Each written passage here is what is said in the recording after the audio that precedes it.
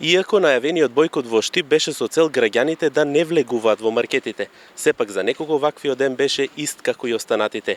Речиси во Штип сложноста како и воопшто да не постои. Едни бојкотираа, а други влегуваа во маркетите. Ваква беше денешната слика во Штип. И покрај иницијативата која неколку дена се распространува низ државата, сепак ова е доказ дека нема сплотеност помеѓу граѓаните. Земне телевизија на терен тие вела дека бојкотот не се почитува.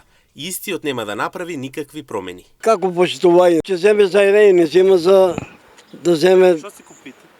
Не, јас само ли набавирам цените. Некно едно пивото 110 динара, денеска одам 75 македонско пиво.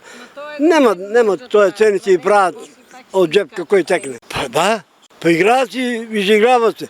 Колку му е пензијата? Некој нема леп да јаде, бе.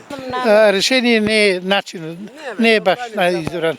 Народот е револтиран, бара си го своето, меѓутоа не е тоа. Не се почитува, викам. Нити се е почитувало, нити ќе се почитува во. Не можеш ти некој да го забраниш да не улева у маркет. Треба да сме свесни сите.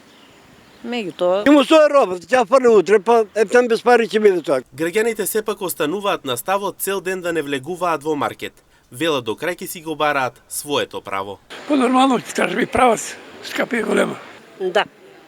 Ќе си ги барате ли правата? Ќе си ги најдеме правата. Тражиме си ги. Сепак не улезете денес. Не. У маркетите никако. Кој знае? Што ќе биде кој? Скапо е. Ако продолжи вака ситуација, Тешко ќе биде. инаку иницијативата која за прв пат се случи во Хрватска доби голема поддршка од широката јавност, но и од големите партии, од власти и од опозицијата. Ваквите акции се најавени во Србија, Босна и Херцеговина, како и Црнагора и Словенија. Во државава надлежните институции најавија ригорозни контроли во маркетите и трговските објекти, како икна реакција на терен.